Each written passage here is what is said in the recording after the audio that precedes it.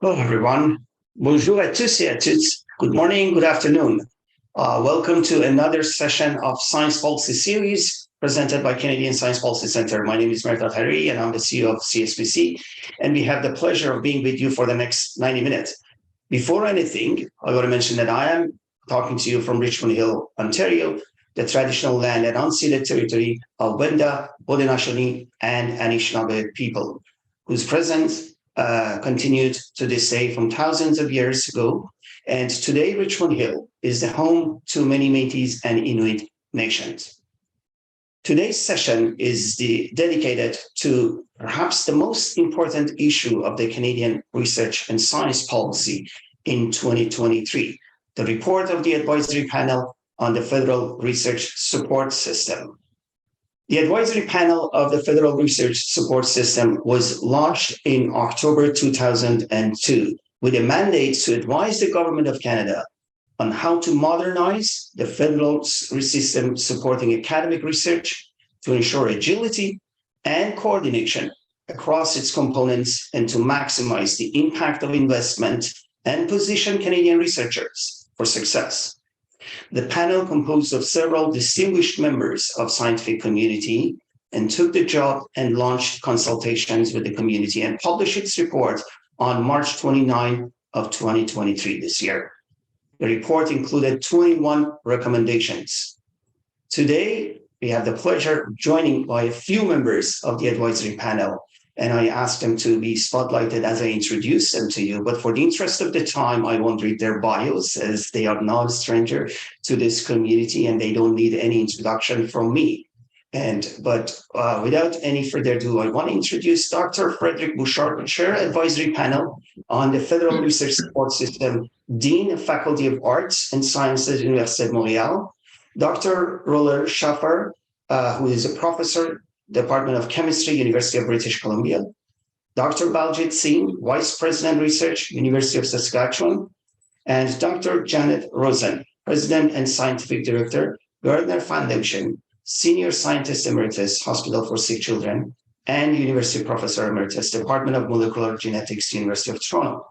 And we are pleased to have been joined by two panel discussants, Dr. Lisa Kalynchuk from West Coast, Vice President of Research and Innovation, University of Victoria, and Dr. Alan Bernstein, Professor Emeritus, University of Toronto, and former President of CFAR. So this webinar is this session is in the webinar format, and we later on will ask you to ask questions in the question box. But without any further ado, I want to ask Dr. Frédéric Bouchard to start presenting the report. Thank you, and thank you all for your interest in this report. Obviously, we will not present the full report and its recommendation, but just some key points, some of the key points we can initiate the conversation with the group. And I want to start, by thanking the other panelists who are here today, obviously, but I want to just name our colleagues who could not be here today. And so I want to thank the other panelists, Gilles Patry, Vianne Timmins, Yolande Chan, and two people who are often not referenced at all, but we were helped throughout the report by the Secretariat. And so we want to give our heartfelt thanks to Kristen Haddad and Ryan Hampel, who helped us throughout the work. Basically, we began the work in October of last year, and we were working on a time frame where it was clear that, given the urgency of the issues that we're discussing and what's the standing of Canada, Canadian science, is it in trouble or not? I think there's general consensus that there are serious vulnerabilities with the current setup. It was in everyone's interest that we conduct our work as quickly as possible, so it could have a chance of being implemented as quickly as possible. And so we presented the report to both Ministre Champagne and Ministre Duclos. We presented it late January, and it was clear very quickly that the report would be made public, and it was made public in March, as was previously stated. So without going through all of the things that we've heard and seen, What is clear is that there is high fragmentation in the current system, and basically we were tasked with looking at the ecosystem, right? So how do the various actors, we're thinking specifically of funding agencies, but there are other organizations as well that support the research enterprise in Canada. And so how do these actors work together? Is it working well? What could be improved? What is lacking? And so our recommendations basically were made given what we heard from the community. And we heard from the community in various ways. So there were direct interviews with the panel. There was an online consultation. There was a town hall at CSPC last fall. And roughly we talked to around, or we exchange, in analog, in digital, in person, in email, but with roughly 1,000 people across Canada. So we had a serious consultation, even given the short time frame that we were working under. Also, we met with international representatives. So we had the opportunity to discuss these issues with the director of the National Science Foundation, the US, the CEO of the French CNRS, vice president from UKRI, representative from the German government, and the leader of the science funding agency in Norway, to get a better idea of how Canada was perceived internationally and what were their challenges going forward in funding research.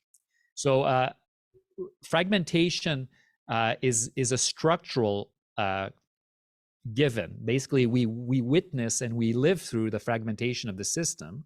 So it's not a question of the quality of the work that's being done. It's how is it coordinated or harmonized. That's where we saw some vulnerabilities. That means that, and we'll come back to this in a moment, that the councils do a very good job at their main task, but that the fragmentation in the overall system basically hinders various types of research that we will get back in a moment, but basically interdisciplinary, mission-driven, and international collaborations. That was a main vulnerability. All of this is also, and we'll get back to this, I'm sure, in various ways throughout the discussion, is that we're at a serious risk of a brain drain in Canada. And this is obviously graduate students, their plight has been very well articulated and is known for years. What is underappreciated is the level of urgency. So beyond obviously kind of the human aspect of this is, do we take care of our students at the required level, right? That's in some sense it's a moral question.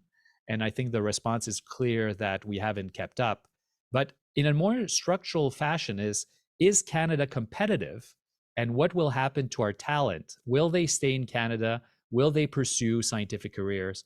And this is an important point that was kind of in the background of our whole consultations.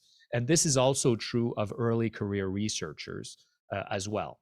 So basically, what we want to do today is go through some of the recommendations and discuss them with the discussants and with members of the audience. It was a great privilege to participate and to hear from the community in this endeavor. And I think everyone, and will say this probably a few times today, but one should not underestimate the degree of urgency of kind of ambitious action on this file, because other countries are taking bold and ambitious steps, and Canada will fall behind. On this, I meant to be more optimistic before passing the mic, but maybe I'll just leave it there and pass it to my colleague, Laurel. Thank you, Frédéric. Today, I'm joining you from Vancouver, British Columbia, and the beautiful University of British Columbia campus, which I acknowledge is the traditional, ancestral, and unceded territory of the Musqueam people. I really thank both the panel and this opportunity for this webinar to participate, as I bring a perspective of someone who is a Canada Research Chair working with a team of about 15 undergraduate, master's, PhD, postdoctoral researchers, as well as visiting scholars from around the world. So it was through this lens that I engaged in discussion throughout the work of the panel.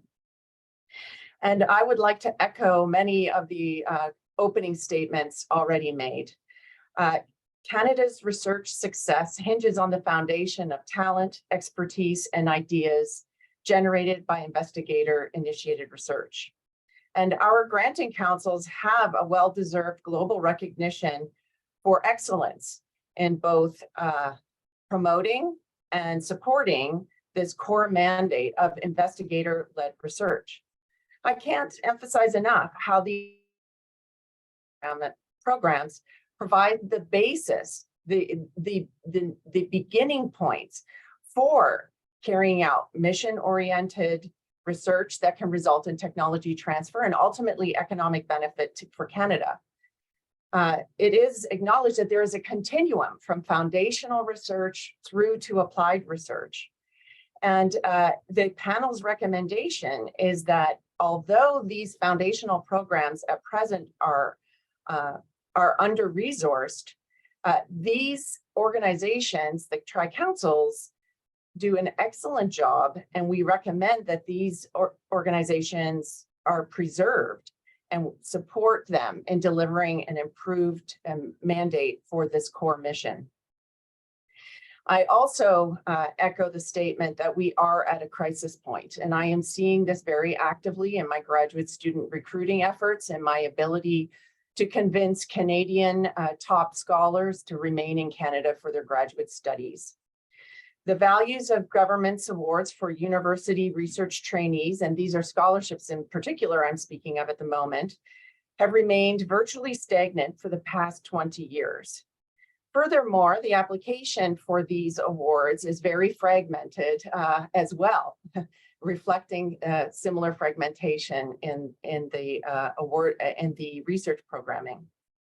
As a result, they have not kept pace with increases in the cost of living, and the research trainee compensation is well below international standards, in particular, concerningly lower than the preferred destination for many of our graduates.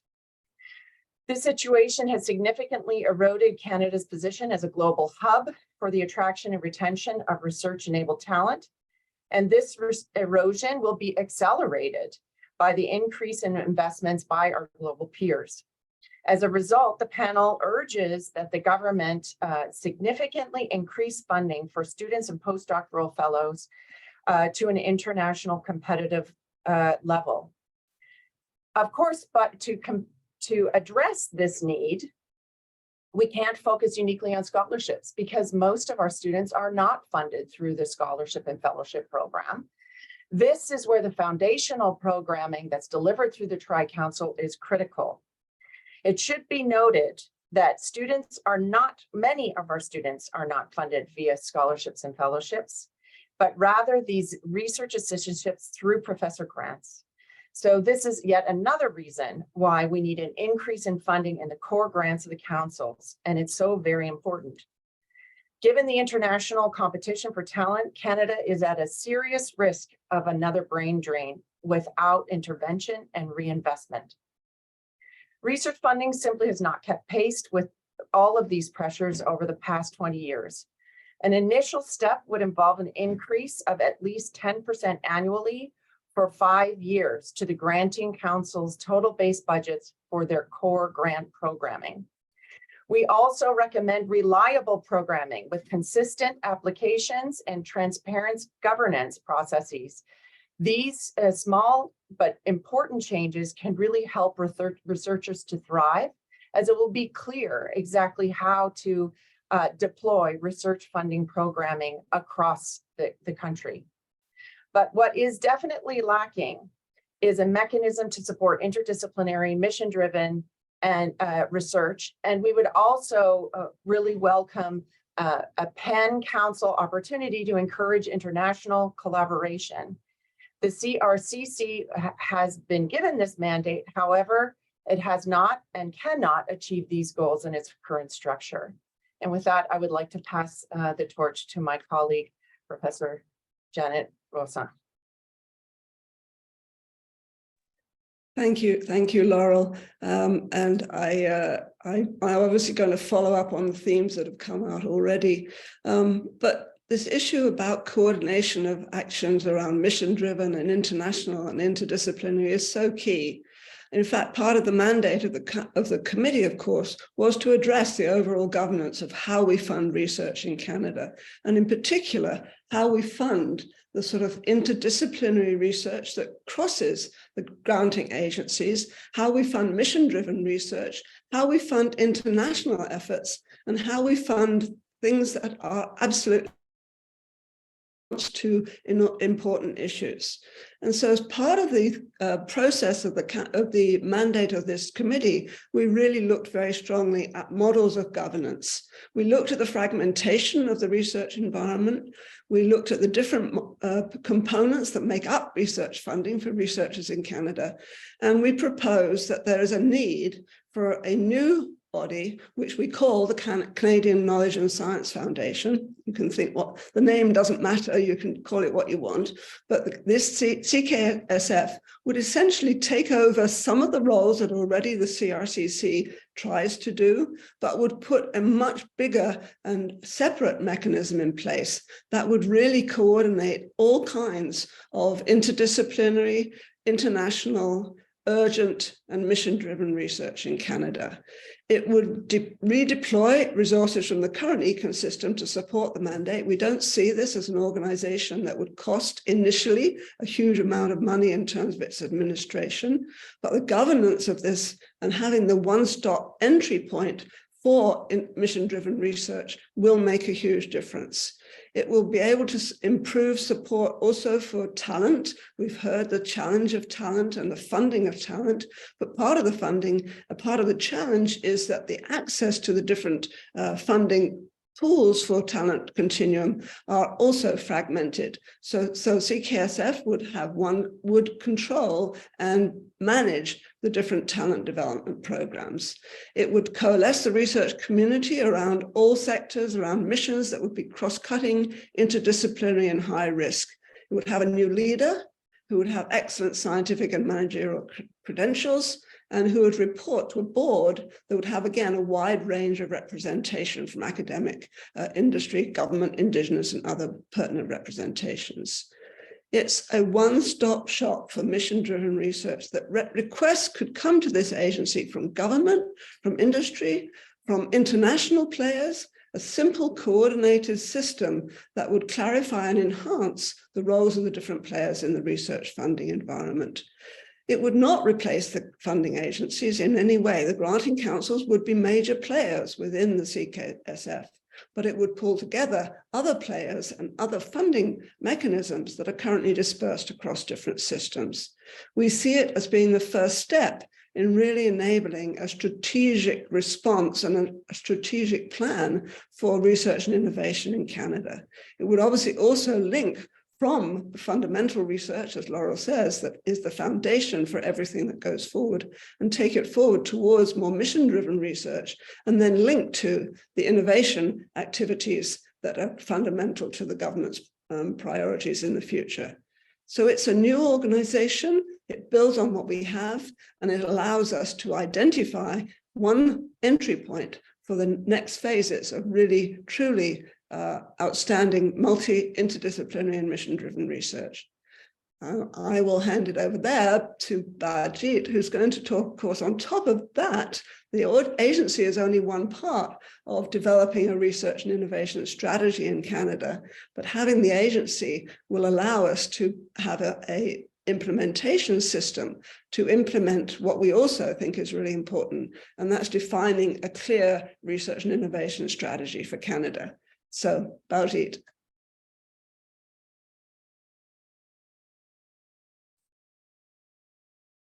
Thank you very much, Janet. And I hope my audio is coming clear. And so let me pick up where Frédéric and Laurel and Janet have taken us to. While we look at the research or the innovation system in any place, it's a continuum. And along the continuum, there are multiple pieces that need to be arranged, sequenced, and put together in a collaborating and a coordinated way, while and also to be looked at each component for their specific support mechanism, if we are going to be able to translate what we do at the bench, at the end of the day, the terminal point of the innovation system. During our discussions with the stakeholders across the country, this issue of the fragmentation became very clear, as Frédéric has spoken to that. And then also came very clear that we do not have a mechanism to develop cohesive, coordinated mechanism to provide support along the whole continuum. And we also looked at the examples which have come from other countries, I mean, UK and Norway or the Netherlands. So within that story, the idea of creating a national advisory council or a national advisory body to provide a very strategic advice to the federal government, directly reporting to the Prime Minister and through that to the ministers, came through to the panel. And that resulted in a recommendation, which is the recommendation number 3, that Canada should create a new independent advisory body to provide strategic science research and innovation advice to the ministers on funding and development of a national strategy, which I will come to in a minute. Canada, it's not that Canada has not struck advisory bodies in the last 25, 35 years. We had STIC, then there was a recommendation from Dr. Naylor's Fundamental Science Review about 2017 to create a National Advisory Council on Research and Innovation, which government took away and decided to create a council on science and innovation, which of course we have not heard much about in the last 4 years or so. So I think the time is there where the recommendation made by the panel to create a body to provide very strategic advice and also to evaluate and publicly report on the performance of the science research innovation system in the country.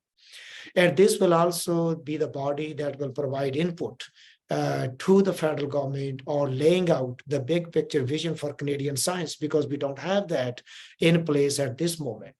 What we have are multiple moving parts within the innovation ecosystem in the country, from Ottawa down to the individual cities, but we do not have a coherent strategy in place to really have the pieces moving towards a defined end result.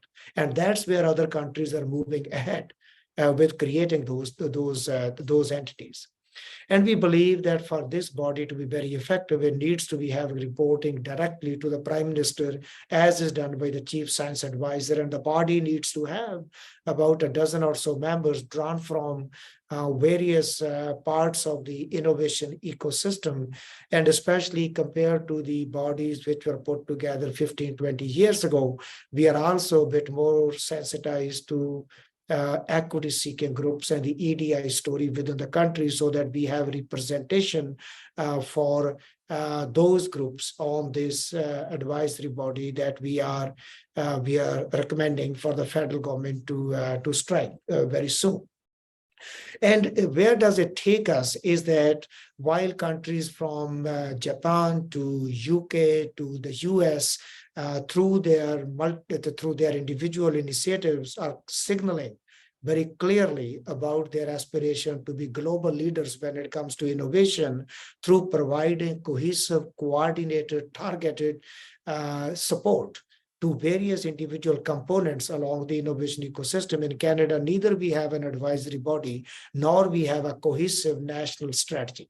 So therefore, this piece also we heard very, very clearly, very strongly, very consistently from across the country that we need to have a national strategy to keep up with our peers. Although we generally still think about the global competition through the lens of our Western allies. I mean, once we start to really get a good picture of the story which is developing in India and China, China is leading, India is picking up. I wonder how the stage would look 2 decades from now for a country like Canada with only a small population base, compared to countries with 1.4 billion people in each of those countries. So I think unless we have our story right, through an advisory body, through a national strategy where all the pieces are coordinated and our money is well invested and spent with clear outcomes, I don't think we will be winning the global game of sense of urgency for us to move forward and launching a process to create and develop a national science research and innovation strategy. Now, the mechanism is that the end result is to define a vision, but the developing the strategy can be done through various ways. But the role of the chief science advisor and the advisory body that we are talking about will be vital and of importance in such a process. Now I will stop here and pass the microphone back to our fearless chair, Frédéric. But I want to close out by making one example about being situated on Indigenous First Nation lands. At University of Saskatchewan, the imperative of indigenization was really articulated by Peter Stoichev, our president. The progress that USask has made, we had only 5% of the student body comprised of students coming from First Nation, Métis, and Inuit background.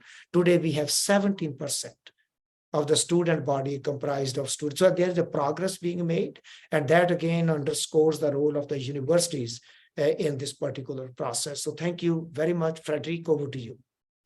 Thank you. And actually, so this is our mindset throughout the work. We were oscillating between deep concern and optimism, right? Because we see the vulnerabilities, and we haven't shown kind of the OECD numbers. There are various metrics that shows Canada's relative decline, and so there is a sense of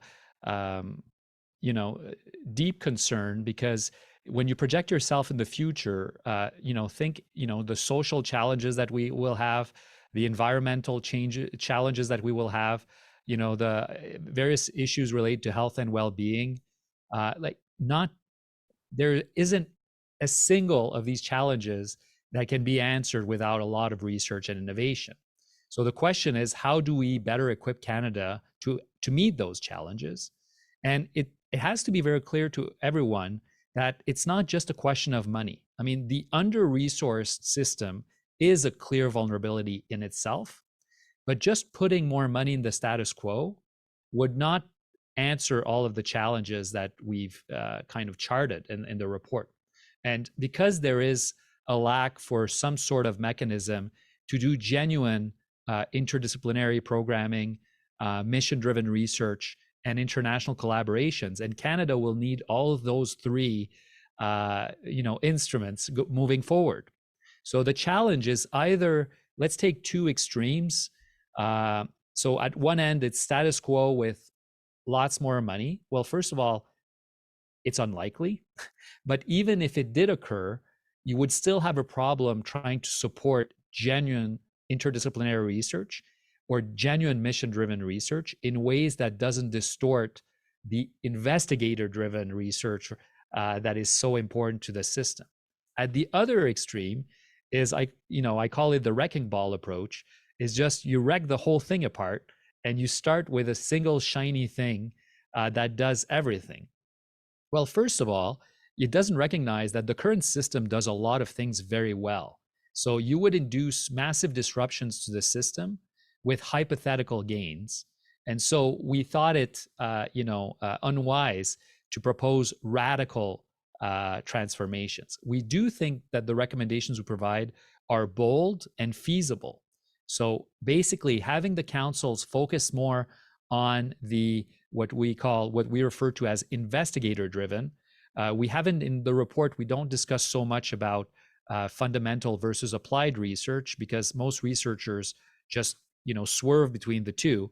But there is a strong distinction between investigator-driven research, where the researchers are the one, in some sense, asking the questions and proposing some answers, versus mission-driven research, where either a government or scientist group or different groups basically have a need or have a concern or there's an opportunity, and then scientists propose solutions. So the mission-driven is the latter part.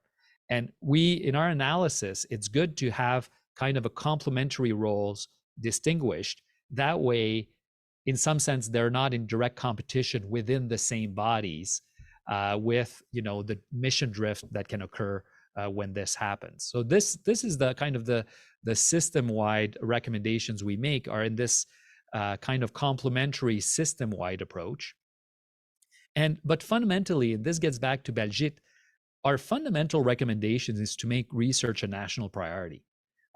We think it'd be a mistake to just focus on the fact that right now you've got SSHRC, NSERC, and CFI under ICED, and you have CIHR under health.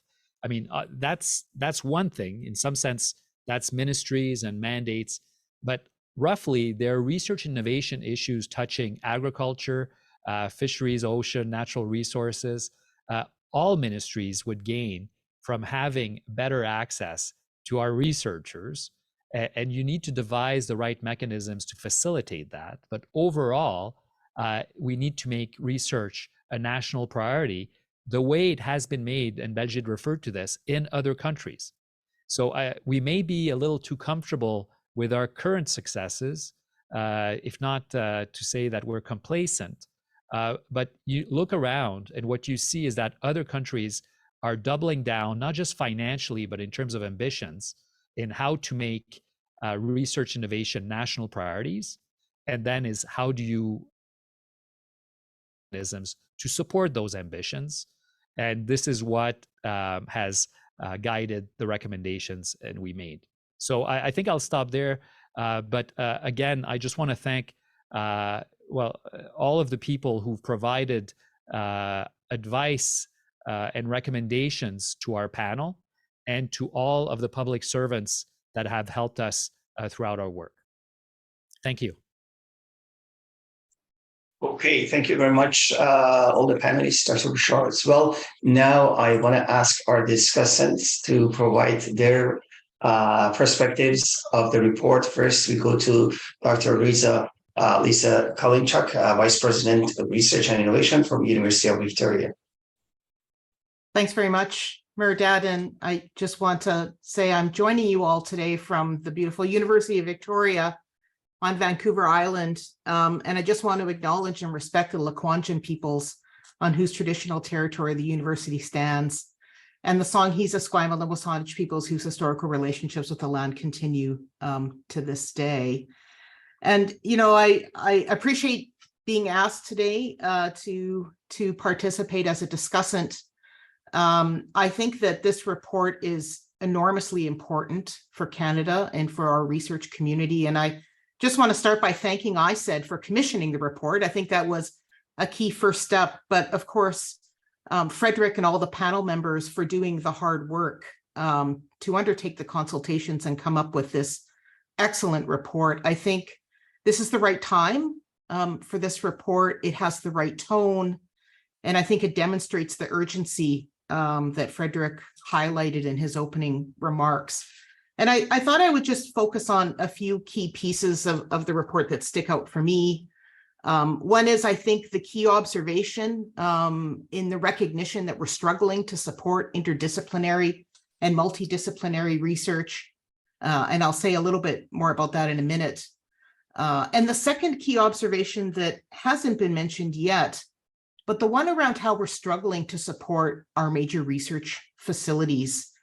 We know that government is contemplating new major research facility funding, and in my view, this is critical. And I'll just reflect on a couple of the organizations that I work with and the challenges that I see them facing. Here at University of Victoria, we're a proud host to Ocean Networks Canada, which some of you may not know what ONC does, but really they're a globally leading ocean observation organization that is now focusing on how climate is affecting the ocean. They are observing oceans and all three coasts on the Pacific, the Atlantic, and the Arctic. And they're currently the largest CFI MSI funded project. But the match fund requirement and the relatively short funding cycles prevent them from long-term funding, and also really enable and force the management team to constantly be searching for match funds instead of actually running the organization. So that's a huge challenge. And this is a gem for ocean science in Canada. And if we had the MRF funding, I think would make it much easier for them. Similarly for Triumph, I serve on the Triumph board. Many of you will know that Triumph has a long history in Canada of fundamental scientific discoveries, another gem for our research community. Triumph doesn't have match funding issues, but really the way they're funded prevents them from being nimble and responding to emerging opportunities. The funding mechanism also doesn't account for escalating costs and salaries, and so they need to reduce research costs each year just to survive, and so it creates an enormous challenge for them. So I think this funding for major research facilities is crucial, and I was really happy to see that in the report. The second thing I just want to comment on quickly before moving to the next discussant is the discussion about talent. And I think Laurel did a great job talking about why the report highlights the need to increase support for our research talent. And by this, to my mind, I mean graduate students, but I also mean postdocs, I mean early career researchers. They need to be a top priority. We know that this next generation is key, right? They have the energy. They don't have fear. They will pursue innovation and novel breakthroughs, engage in interdisciplinary and multidisciplinary efforts that maybe more senior faculty wouldn't take on. They will help Canada build intellectual capital that'll drive a knowledge economy and allow us to stay globally competitive. And really, they become our best ambassadors. They're ambassadors for the universities that they're at or that they study at, but also for the local economy that they're in and for Canada as a whole. And so I think if we want to rely on other countries to train really good people and then try to get those people to come to Canada, that is just not going to work, and we're gonna fall behind. I think there was some mention about our scholarships and the fact that we need more funding to support students, but I think we also need a bit more flexibility. So going back to that issue of the challenges in supporting interdisciplinary work, if you have a student who's working on an interdisciplinary project, they might not know where to get funding. They fall through the cracks, right? So you can imagine someone who's studying, I don't know, the effects of climate change on human behavior and health. Should they apply to NSERC? Should they apply to CIHR? Should they apply to SSHRC? And the challenge is that they often don't know where to go, and then they can't get a scholarship from any of our existing councils. And so I think that speaks to some of the structural changes that are highlighted in the report. So maybe not to take too much more time, Mehrdad, I know there's a lot of great recommendations in this report. I think I would just end by saying, you know, we need to be bold as a community. We need to be bold as a country. This is not the time for us to play it safe. It's the time for Canada to show up on a global stage. It's a time for us to make a strong statement about research being a national priority. And I think I'll stop there and turn it over to the next discussant. Thank you very much, Lisa. And now over to Dr. Bernstein, who's no stranger to this community, of course. Dr. Bernstein. Thank you, Mehrdad. It's really been interesting to listen to my colleagues on this panel. And I agree with the one comment that everyone has made, that this is an important point, an important issue, and it's a timely issue for all of us to be discussing. So I think it's great that the CSPC is holding this panel discussion right now. And I also want to congratulate and thank Frédéric and his colleagues for writing what I thought was just a beautifully written and well-argued report. I think it stands on its own for just how well it was argued. So that brings me to a point which I think all of us in the academic and academic research community need to be asking ourselves. Given all the arguments for research, given how important we all see research for the future of the country, whether it's for, you know, the beautiful work that Peter Collis did at UBC to develop lipid nanoparticles to make vaccines during this pandemic, to improving new strains of wheat in the prairies for increased productivity and disease resistance, to developing antibiotics that the McMaster group just did against antibiotic-resistant bacteria, and I can go on and on and on. Why is it so hard to convince the federal government to put more money into research? And to me, that's a fundamental question. And I think the answer is, as I listen to all of you, no one has talked about the benefits to Canadians. And I think we need to change the conversation. I think we need to change the conversation quite profoundly away from the needs of our students and postdocs for more money, which I absolutely agree with. Our students and postdocs are literally going hand to mouth and starving and to become scientists or researchers more broadly. But what the public hears, and therefore what our politicians hear, is we want more money. They're not hearing what are the benefits to Canadians. And you know, when I was president of CIHR, one of the things that I noticed was one day a year, the farmers in the Ottawa Valley would come through Ottawa on their tractors with a pile of hay being towed behind them. And on the pile of hay, there was a sign. And the sign didn't say, farmers need more money. Farmers want more money. The signs all said, if you ate today, thank a farmer. So that's a pretty persuasive argument because, of course, everybody in Ottawa ate today. And we all know you have to eat to survive. And so they were making the case as farmers that we work for society. We work for you. We haven't been making that case. And so, you know, we can talk about this new agency that the Bouchard, I'll call it the Bouchard report, Frédéric, if I may, that the Bouchard report has put forward. And I think there's some merits to it. I think there's some issues to it that have been raised in the Q's and A's chat room. But to me, the primary issue is we've not been making the case as to the value and the importance of science for the future of Canada. And that's why Janice Stein and I wrote this op-ed in the Globe a few weeks ago, making exactly that point. And so I think we need to kind of change the conversation. And we need to change the conversation towards what, Frédéric, you called it at the end of your last remarks, a national priority. Well, why is it a national priority? And I would submit it's a national priority because of the issues that we're all facing: future pandemics, climate change, antibiotic resistance, refugees, and xenophobia, the rise of populism. You know, and again, we all would have our favorite list. That's why these are national priorities. That's why research is so key to the future of Canada. But that's not what our politicians are hearing from us. And so I really hope we can change the conversation to articulate why it's a national priority and why Canadian researchers have contributed so much to improving economic prosperity, the health of Canadians, the future of Canada, et cetera. And in the face of, and this is, I think, important, the private sector actually decreasing the amount of money they're putting into research over the last 20 years.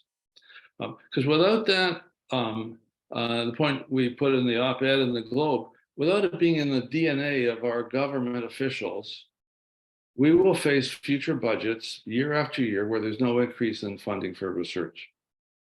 It's not in the DNA. And I'll give one more example, Meredith, if I may, before I pass it back to you.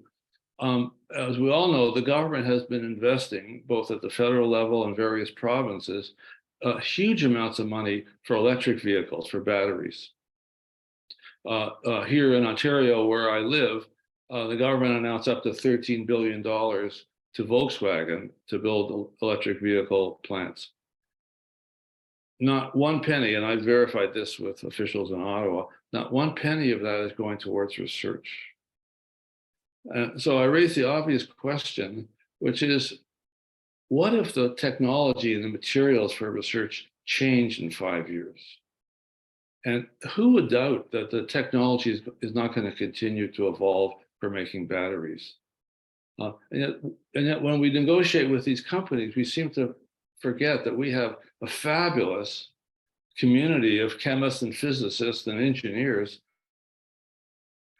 who are probably more of a selling point than inexpensive labor. Because Volkswagen, I'm sure, knows that the battery technology is going to change. And so it's not yet in the DNA of our politicians, I believe, and our unelected senior officials, that this has to be key to how we approach things. And so if you look at what the Americans have done, they have tied, in the CHIPS and Science Act and the Inflation Reduction Act, research and economic prosperity. We have not. Thanks, Bernstein. Thank you very much, Alan, for your comments and perspectives. Now we are going to read questions, but before that, I want to ask my colleagues at CSPC to launch the first poll about, I think, the demographic of the audience that helps us to do better and perform better in future. I really appreciate if you could answer the first poll. And okay, and we received so far, I think, 19 questions, and that leaves me with no choice than categorize the questions in every topic. And my apologies if I don't read the names of the people who have put the questions, just refer to the point and read some of the parts of the questions. And that would be perhaps a better way. Also, I want to ask all the panelists, obviously not all of you can answer to all the questions, but please raise your hand if you want to refer to one of the points and answer that. And I ask you please to be brief because, as we said, we have 19 questions so far. So the first category of questions is about the student and postdoc funding. One question is specifically about the postdoc funding, that as a forgotten piece. That should not be forgotten, because when we refer to trainees, that includes graduate students as well as postdocs.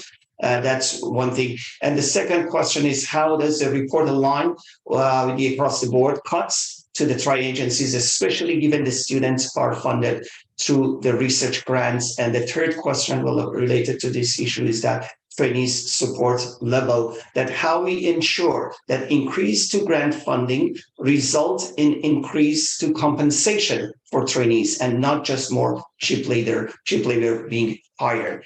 Any response from the panelists to these two questions? Yes, Frédéric.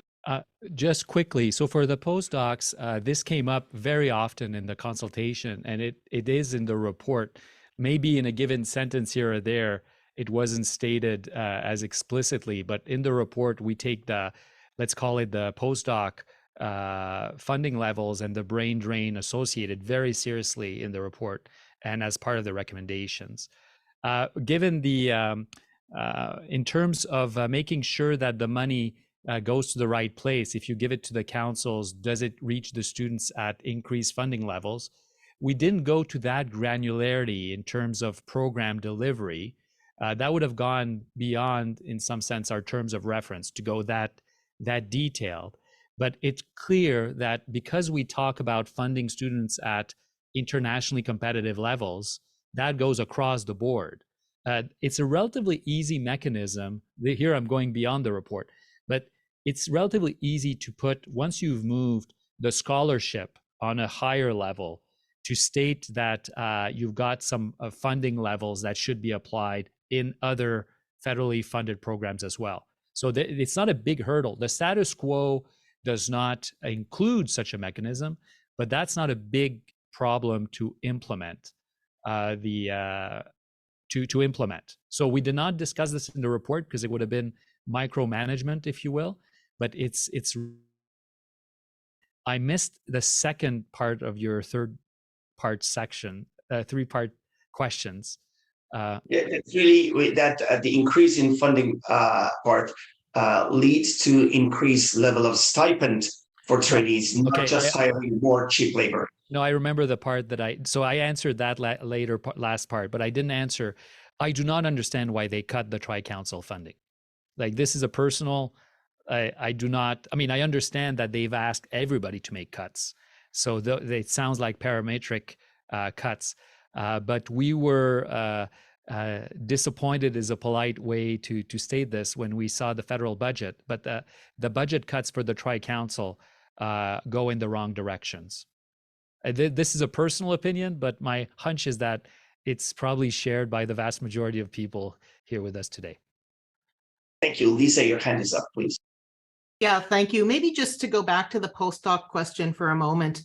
You know, I do think there's a shared responsibility here. I think that universities and research organizations also have a responsibility to support postdocs. And, you know, many universities across the country have moved to recognize postdocs as employees to provide benefits. We've recently done this at UVic, and I know other universities have. And so I think that's also key, that goes beyond the report, but is consistent with the report and aligned. And so that's a shared responsibility that I think we all have to take on. Thank you, Lisa. And now to the second category of questions, which are a lot of them actually. This is directly related to the creation of Canadian Knowledge and Science Foundation, the new institution or organizations that referred in the report. There are a series of questions about this. I categorized into two. Number one is that why we need this. Second is the relationship with other organizations. So let me read a couple of those questions about why this is needed. Can you further explain how creating an additional agency will increase cohesiveness? It is counterintuitive. And while the mission, another question, while the mission of CKSF sounds fine, I'm sure you will not be surprised at the skepticism around yet another agency. As you introduced, the system is already saturated with agencies with separate but overlapping mandates. In view of the increasing convergence of many areas of research, technologies, and concept, to what extent did the group discuss whether the Tri-Council system expanded to include CFI, MyTax, etc., might be outdated or due for a major disruption? And I think these were the main two questions about the why we need this new organization. And then I would go to the next category about relationship with other agencies. But first, this. Maybe I can start and my panelists can chime in if I forget something, because we discussed this at length, because we understood very clearly that nobody would be excited by us saying there's missing an agency. So we propose this because we genuinely think that that's what's needed. And to explain, let me give an analogy, is right now, we've got a minister of natural resources and we've got a minister of the environment. Do we really think we'd be better served if we fused the two together? No, because they've got different mandates. There is this issue around the tension between investigator-driven and mission-driven research. And if you try to do both at a very high level, programs here and there, that's doable. But if you want to try to fuse the two, you know, one will be crushed. And chances are in the current the situation where we're at vis-a-vis science, that investigator-driven research would be crushed, right? So there is a need to make sure that we have research capacity that's in some sense supported and encouraged for the wild ideas that come out in investigator-driven research, and then some separate mechanisms that respond to need and opportunity, and that's the mission-driven part. In terms of administration, and Janet alluded to this, mentioned this, is that there is already staffing to do this. It's just that right now it doesn't have independent oversight. So you have it within TIPS, you have it within the Vanier Banting within CIHR. Here and there, you've got Tri-Council programming, and basically, and this goes like in too minute details, but basically we're already supporting some Tri-Council, some across the board programming. But what we recommend is that there's strategic oversight to support its deployment to really encourage interdisciplinary, mission-driven, and international collaboration. I should point out that the CIHR has a mixed mandate. It's both investigator-driven and mission-driven research. So it's slightly different than the other two. But, you know, to simplify for this discussion, it's seeing, you know, larger missions are, most of them will be interdisciplinary and would be undertaken by CKSF. But we fully appreciate basically, we do not think the status quo is up to task, even with more resources.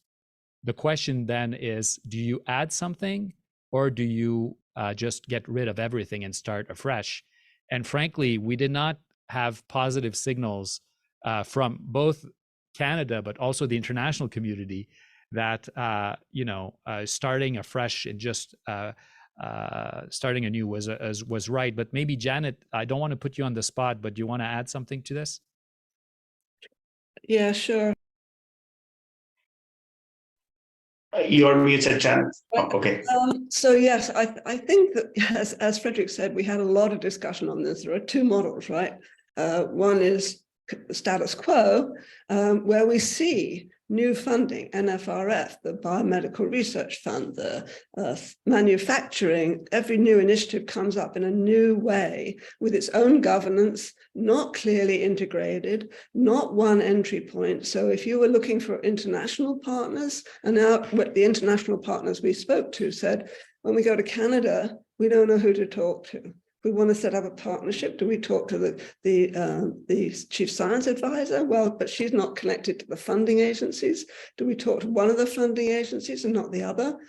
So I think there was this concept that really there is a need to pull together some of the fragmented pieces that exist already into an agency that would not only take the existing interdisciplinary pieces, but also be the one point where you can start to move to the next level and build the big international, globally responsive missions that are necessary to put Canada on the world stage, as everybody is saying. Because if we don't, then the world will pass us by. But it is also true that that we did talk about blowing it all up, and we had several messages from many different quarters that suggested that was going to be a problem.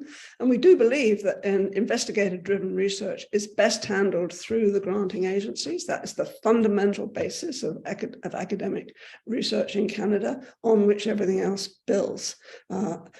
But they need more funding. They need to be resourced at the level that will allow them to be the people who then move forward. Our trainees, the postdocs, the early career investigators, the mid-career, everybody move forward to be able to take on the big challenges that do face Canada in the future, and that research, Alan, is the answer to those challenges. And you're right, we have to convince the public and our funders that that's the case.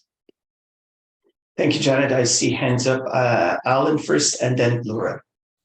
Thanks, Mary. This is a complicated issue, I think. I don't think there's a yes/no answer or a right or wrong answer to this. I think it all depends on people and who's implementing it and what the dialogues are between various organizations. So it's hard to discuss it, I think, in the abstract. I will say, though, a few things from my own experience when I was president of CIHR. And Frédéric, you alluded to it. I don't think, here's where I will, with respect, disagree with you, that there's I think it's a false dichotomy to say there's an issue between investigator-initiated research and strategic or mission-driven research within the same organization, because indeed, that's what, certainly under my watch, that's what CIHR was doing. So I think it's doable.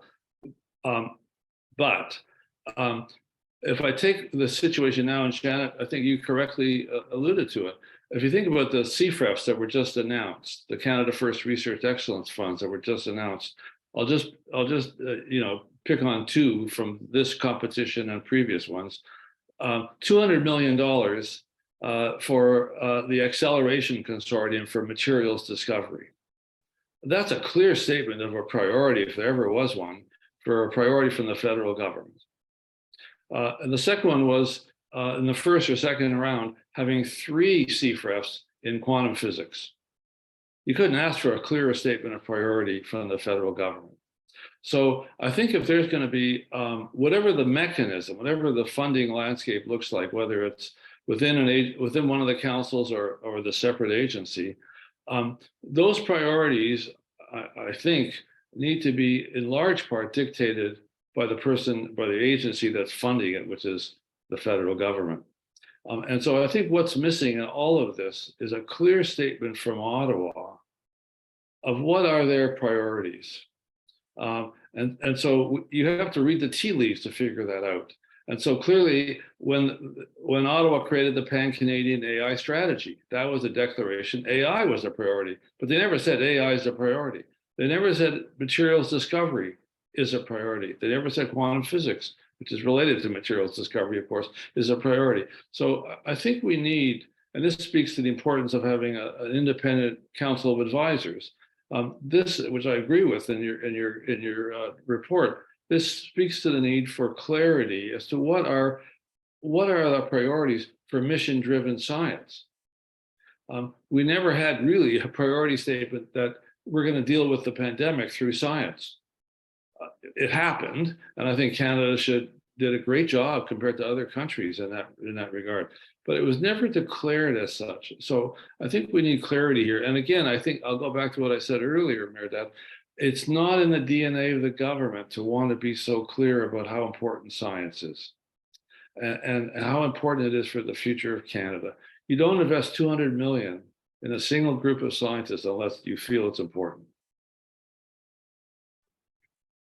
Thank you, Alan. So before going to the second part of the questions regarding the new agency, I just want to mention to everyone, as they perhaps know, that CSPC is a non-for-profit, non-advocate, and non-partisan organization, and we would be happy to continue these conversations with different participants, including the federal government, agencies, and others, to present different perspectives. We would be very happy to take on that. But now going to different set of questions about the new agency, its relationship with other organizations. Just, Merdad, I'm sorry, Yes. Laurel had offered some additional comments. Oh, my apologies, Laurel. My sincere apologies. Yes, your hand was up. Please go ahead. You are muted. Sorry, Yes. yeah. Sorry, my apologies again. Thanks for the opportunity. I just wanted to respond to some of the most recent comments. So from a researcher perspective, I think the division of the offerings is actually a really important feature. The way things are unfolding right now, it is virtually impossible for researchers to stay on top of where the opportunities are. And as you mentioned, what the priorities are, being clear on where researchers can contribute in meaningful ways that have already been identified by the government. So I do think that these separate agencies for communication and clear, consistent applications would really enable diverse researchers from all institutions. And I really want to emphasize another thing that's been kind of glossed over.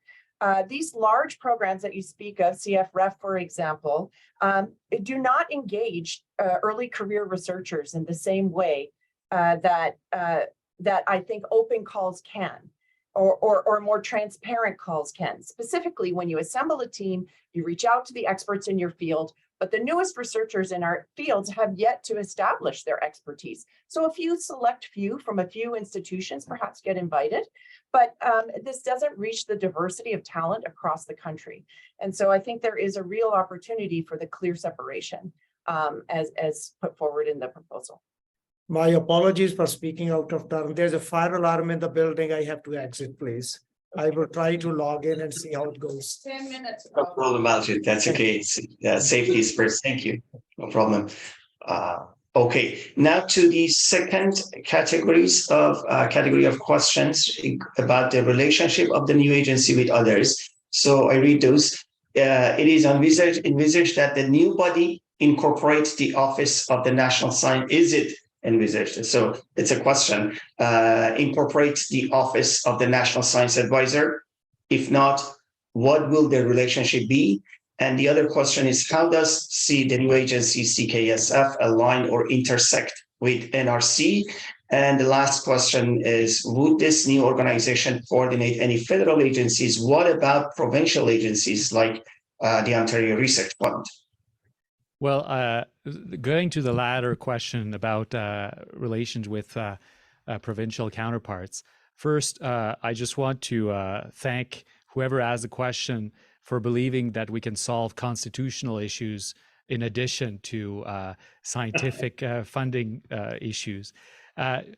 jokes aside, I mean, the CKSF, one of its role would be to at least coordinate, so not necessarily coordinate the actions, but coordinate the discussions with provincial funding agencies, if there are some, or with their ministerial counterpart, to make sure that at least provinces can inform of what they're working on, and the CKSF could share where it's heading with provincial counterparts before programs are delivered. Right now, this type of communication is kind of, it happens, but not in a structured way. So this is working with provinces. It would not coordinate. It doesn't have oversight, if you will, over provincial funding agencies or funding bodies, but there is a clear mandate to better exchange, programs, ideas, needs with provinces to see if complementarity is possible. For the first part, this is another reason why we recommend the CKSF, is that actually we're focused on the Tri-Council and CFI, but there are multiple actors supported by the government that actually support research. We've talked about CFAR, but there's MyTax, there's Genome, so there are all of these actors, and they don't have kind of a regular table to discuss about complementarity of programming, right? So CKSF would actually provide a means of having this discussion. And on a given mission, it may be obvious that on mission X, that Genome would be involved, but that in mission Y, it would be some other organization. And so there needs to be a body that, this is a few words in the report, but we talk about blended funding in and blended funding out. The idea that you can pool resources from either different ministries or different types of organizations to launch a mission and to execute the mission. And so better working with non-council actors of the research support system is one of the other needs that we found that needs to be addressed one way or the other. And we propose that it be through CKSF, but there could be other ways, but we just think it's the right place because the interdisciplinary and mission-driven mobilizes a lot of these actors on a regular basis. I think that covers the two aspects. Did I miss something, Mehrdad, or Janet or Laurel?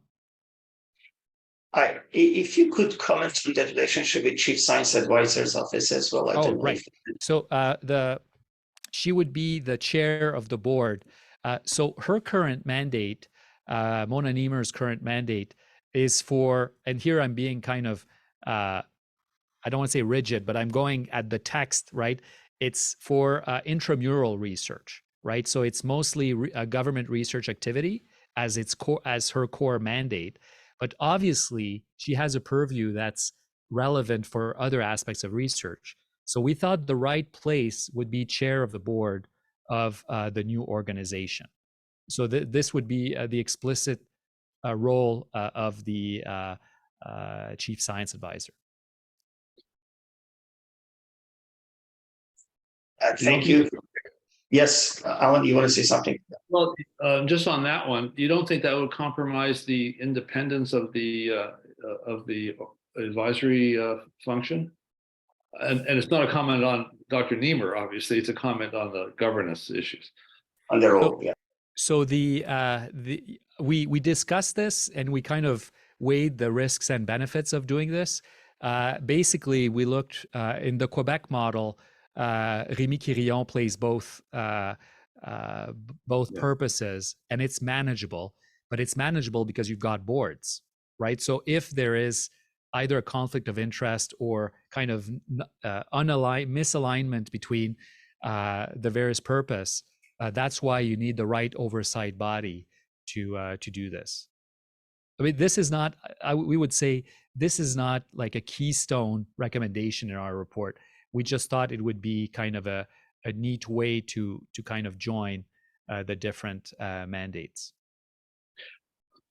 Okay, thank you. So now I want to, I may come back to this issue because there are more questions, but I want to make sure that we covered other items. There are two questions regarding major research facilities.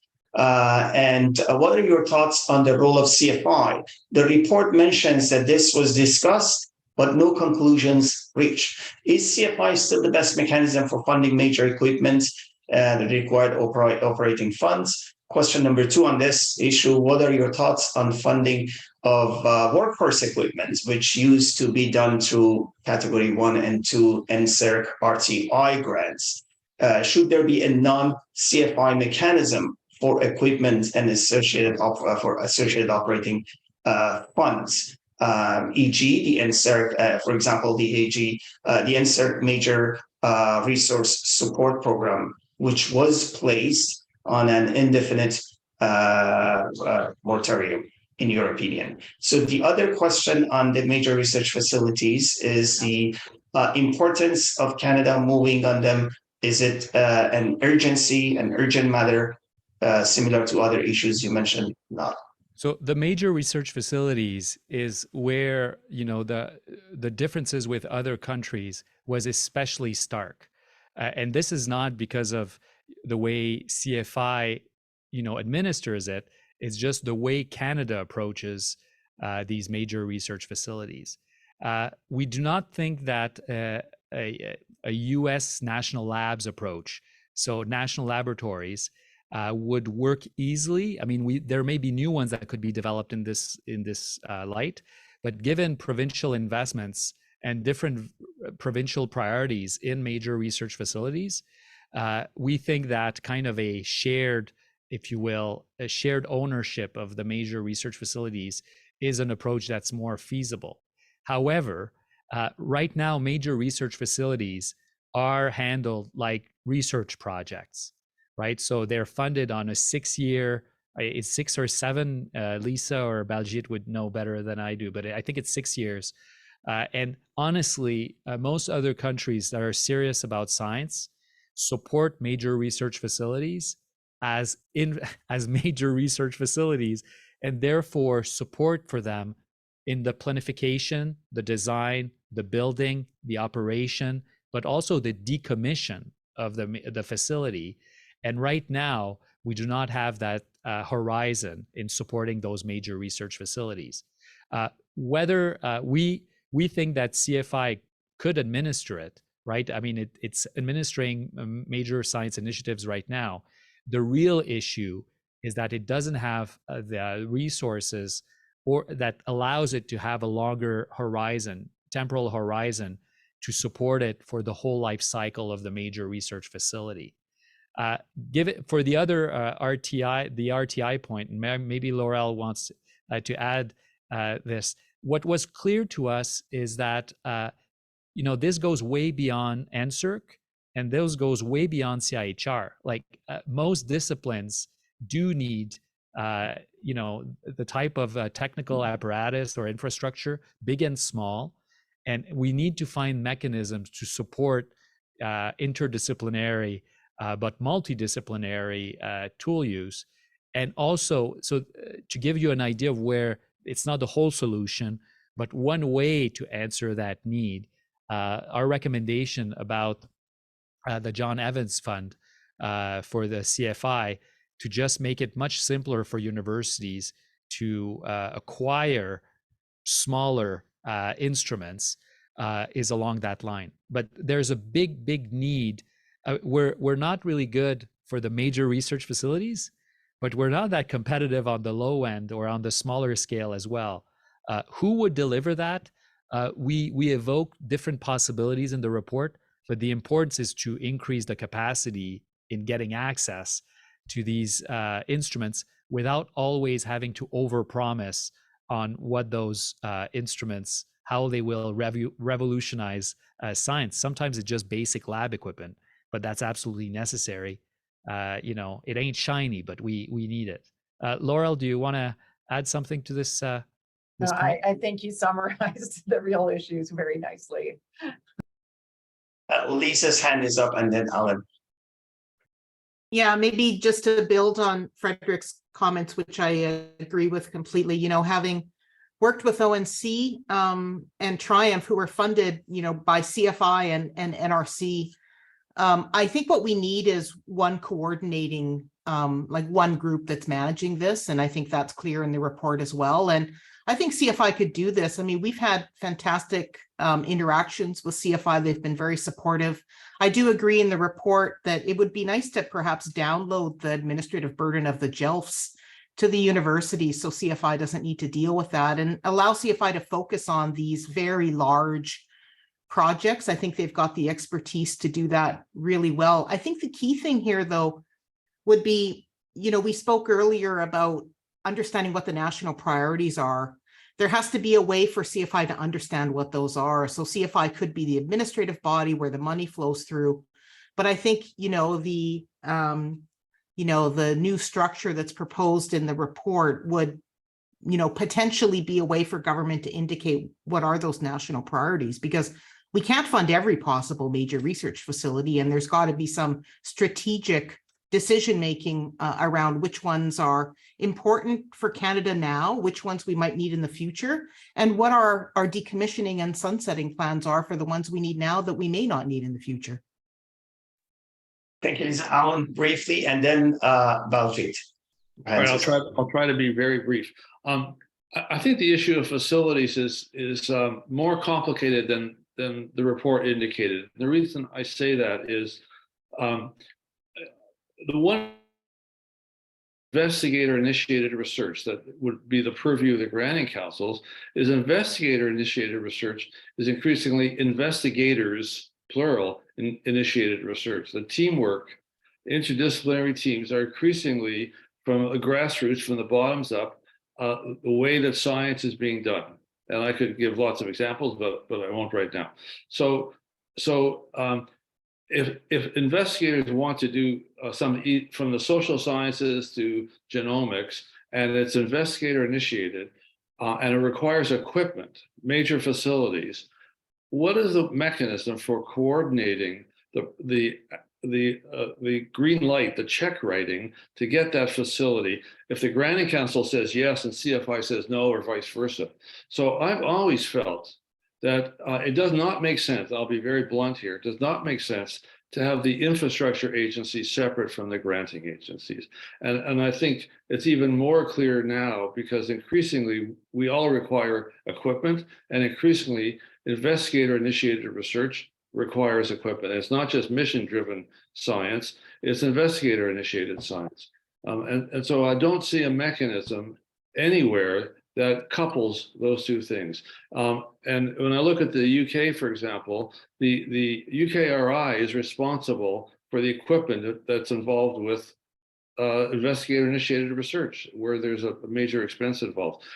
It's just a logical thing to couple the two things. It's an artificial division, in my judgment, to separate the operating grants from the equipment grants above a certain dollar amount. It's an artificial division that is not kept up with where science is.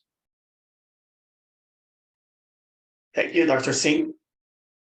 Thank you very much, Medad. I will just make a quick comment. What was saying, the fragmentation at the early investigator career level becomes very clear. Look at the amount of time which a new assistant professor spends in writing a grant to NSERC, then writing a scholarship support to NSERC, then seeking some RTI or CFI funded equipment. Would it not be wonderful for her to write one single grant, which has operating dollar need and the HQP funding at the same package, and get on with their life?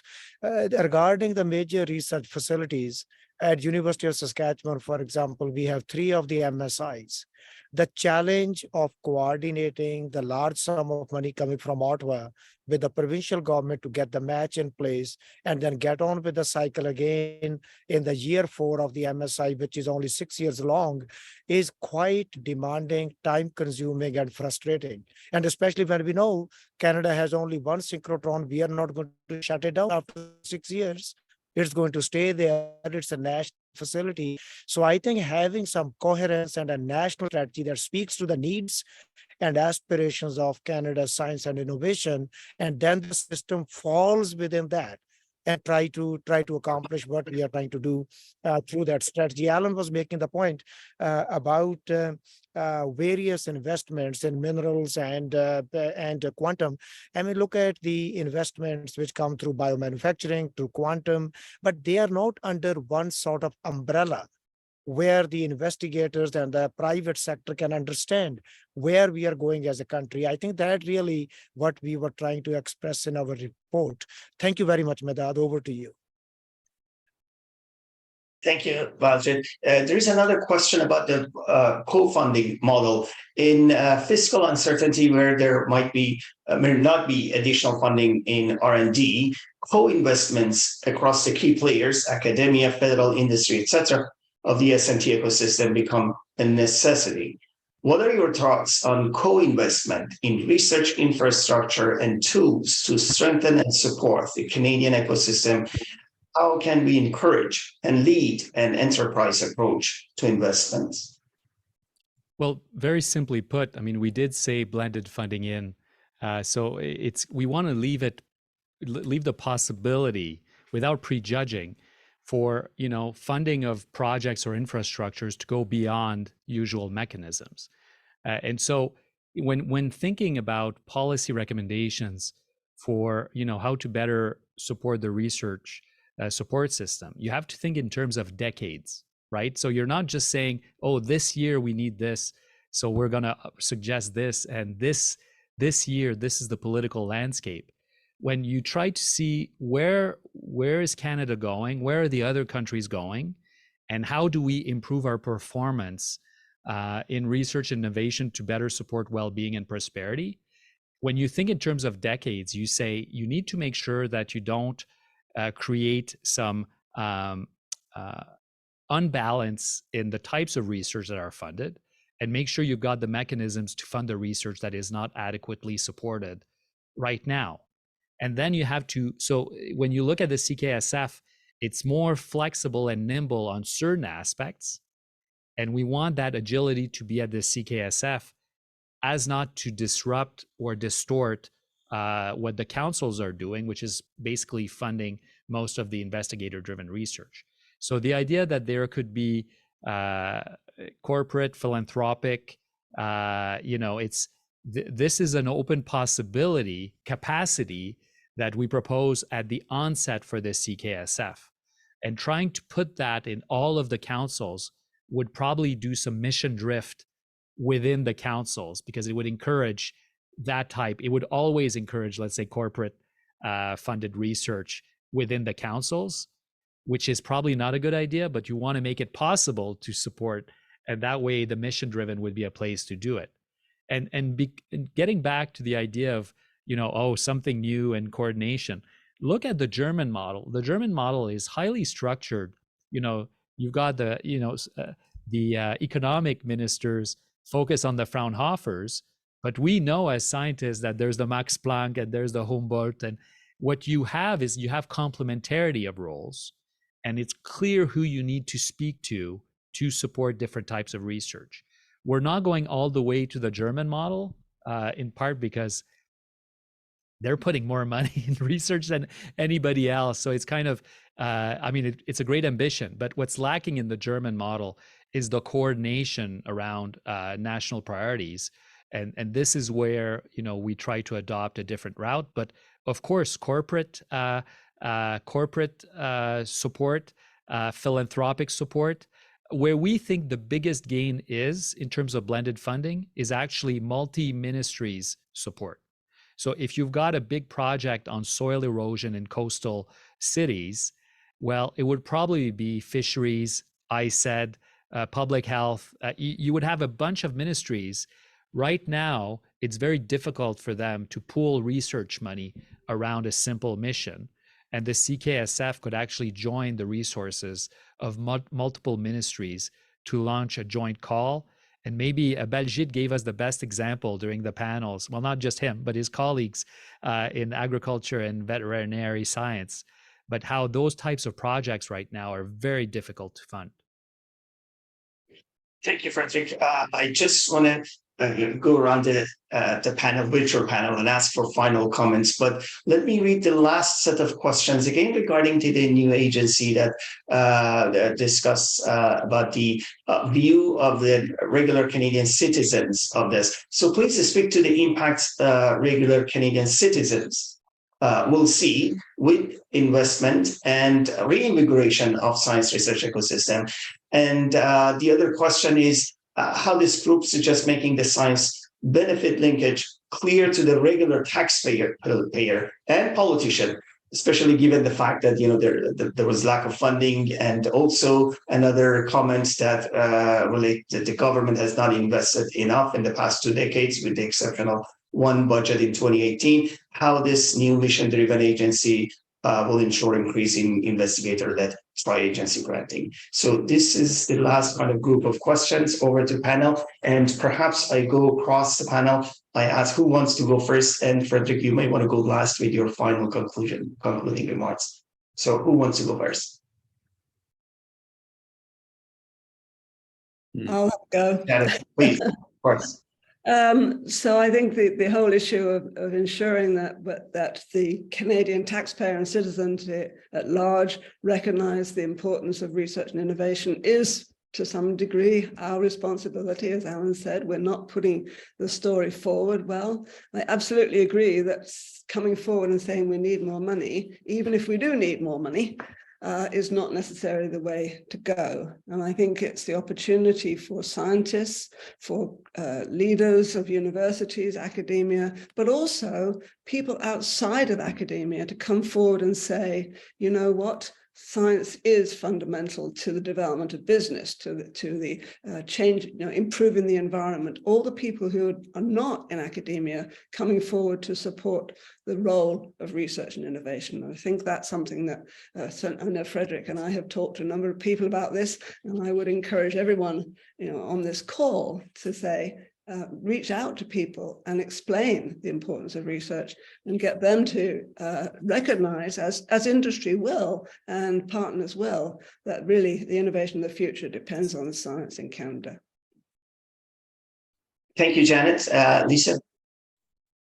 Yeah, thank you. And I just want to build on Janet's comments because I agree wholeheartedly. And I think Alan made a great point as well when he said, that we're not making the case very well.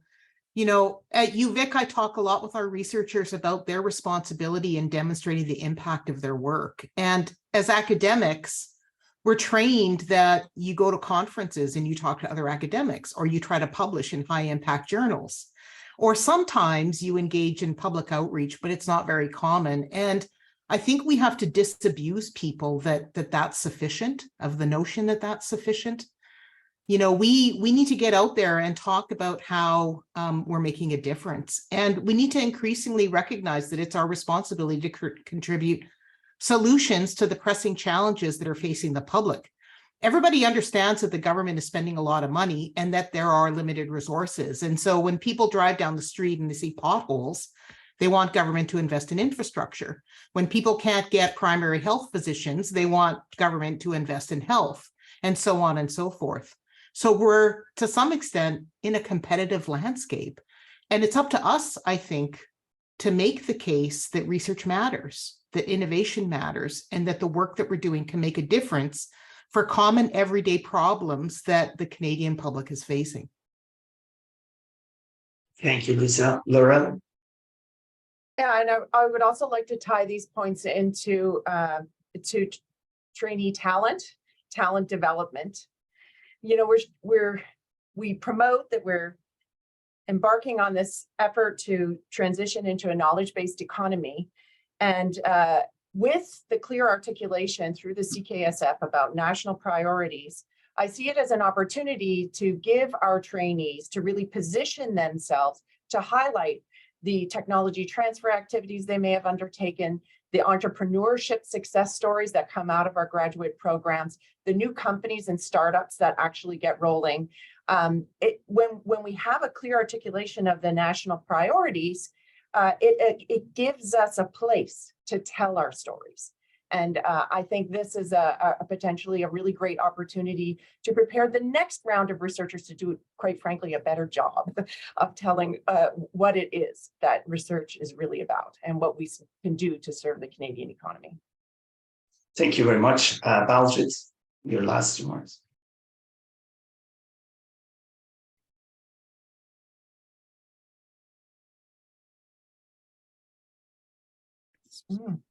We can't hear you, Baljit. There has to be something wrong. Okay, so we'll go to Alan first, and then you figure out the sound system. Alan, over to you. Thanks, Merdad. Well, I'll end where I started on two things. One is, again, to thank the panel and Frédéric's leadership for this report. I think it has stimulated not only this discussion, but lots of discussions in the country about the importance of research and how we best organize it. Second point I'd make is, in conclusion, is to build on what I said earlier, which is not about the importance of science to Canadians. I think we all agree on that, but science is changing, research is changing. And I think we saw that during the pandemic. And so we need to make sure we have mechanisms that are nimble and agile so that our structures reflect this changing nature of research. And I think that's a really important aspect of all of this. Third, and I understand why this was the case, but the report and on our discussion, I think naturally didn't discuss individuals, which is understandable. We never discussed leadership. For any structure to work, it all depends on the structure, but it also depends on the individuals who are at the helm of those structures, at the leadership roles. And so I think the importance of having good leadership at the head of the councils or CFI or this new agency or some other combination thereof is so important if any of this is going to work. And I can't stress this enough. I've seen it up close. I've seen great leaders, and I've seen not so great leaders. And I think all of us have seen great leaders and not so great leaders. It makes a complete difference, governance aside and structures aside. So I think that is a key point that needs to be stressed. And we have an opportunity, because there'll be leadership changeover in Ottawa in all kinds of ways over the next little while, to really make sure that there's good leadership of these agencies. The last point I'll make is young people. We've all talked about the importance of funding young people at appropriate levels. I totally agree with that. But there's another aspect of young people. Young people of this generation, in my experience, at least, are incredibly entrepreneurial in the broadest sense of the word. And I think we need to, and they're much more, I'll say, outward looking in the broadest sense of the word. And so this business of getting them to be ambassadors, which somebody has commented on, I think is a great idea. And I think the first place where they should be ambassadors is, and I've said this to PIs, but I would say it also to trainees. When someone gives you money, you should thank them. And you should tell them what you're going to do with the money. Because one of the questions in the chat has been, who should talk to Ottawa about what they're doing with the research money? I think all of us should. And I think our students want to, actually. I think our students would be great at it. And our postdocs would be great at it. And I think it's part of our job, or part of your responsibility as a prof. If you're getting funding from whatever source, public funding, you should thank them. And the way you thank them is to do good work, obviously, but it's also to go up to Ottawa and express, here's what I'm doing with your money. Here's why I think it's important. And here's what's going to happen with it. And I'll stop now. Thanks for your time. Thank you, Alan. Now the final word goes to Dr. Frédéric Bouchard. Frédéric, over to you. Well, first of all, thank you for participating in this discussion. And the questions were very thoughtful and reflect some, but not all, but some of the things we heard through our consultation. I just want to point out, and this is as close to advocacy as I'll be today, but in some sense, researchers' greatest strength are also our biggest vulnerability, is that we're extremely good at critical thinking and at finding faults or finding better solutions. Perfect is the enemy of the good, and here the cost of inaction or, the delays in action is a threat in itself. And I just want to point out, and here I'm biased, you may disagree with parts of the report, and they're reasonable. We disagreed at various points about the recommendations when thinking through them. But consider the alternatives. Like, are the alternatives, really better, really more feasible, and will really take Canada at a better place? And our reflection through the report is that we were making kind of both bold but measured recommendations. All of this is highly feasible in a reasonable time frame with genuine improvements at every single step. So we're not claiming that, if we had, 5 extra years, we may have come up with a different model. But the reality is we don't have 5 years, right? The other countries are ramping up their efforts, and we need to ramp up our efforts to support national interest. And so I would say, if you're interested in, I don't want to say funding levels, because I think that's too reductive for the questions we ask. But if you are concerned about the current status of Canadian science and its role in supporting national interest, my personal recommendation is to keep your support simple. Of course, we have vested interest in our report, but frankly, is that I'm concerned that by kind of trying to get to a more perfect, solution, actually we convince government that it's not urgent, and so that's my 2 cents. But frankly, even if you don't support the report, any way you can find, talking to more, as Lisa suggested, speaking with more of the allies we have beyond academia that actually care a lot about what we do, and making sure that they tell elected officials, we do need to make better outreach in various forms. But please, we need to move on this file fast, because other countries aren't waiting for us to catch up. Thank you very much, Frédéric. So this brings us to the end of this panel discussion, but not to the end of this conversation. CSPC, as a neutral, non-partisan, non-advocate, and non-for-profit organization at the intersection of science and policy, would be happy to continue this conversation in various formats. Just to let you know that we have launched a featured editorial series on this topic. If people are interested in submitting more online editorial, please send them to us, and then we'll promote them across our online editorial section. In addition to that, CSPC has launched a podcast series, and the first episode of that podcast series is dedicated to this report. And that will be launched or publicized in the next week or 2.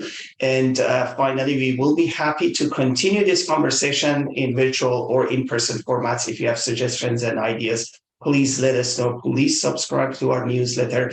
And with that, I want to thank Dr. Bouchard, especially for coordination of this panel, and all the panelists, Janet, Rossant, Laurel, Schafer, Lisa, Kalynchuk, Alan Bernstein, and Baljit Singh for this exceptional contribution to this conversation. We look forward to hearing from you more. And the exceptional volunteers of the CSPC in charge of the event committee, thank you so very much. And we look forward to hearing your suggestions. The questions will be submitted to the panel. Rest assured. Thank you, and have a wonderful afternoon.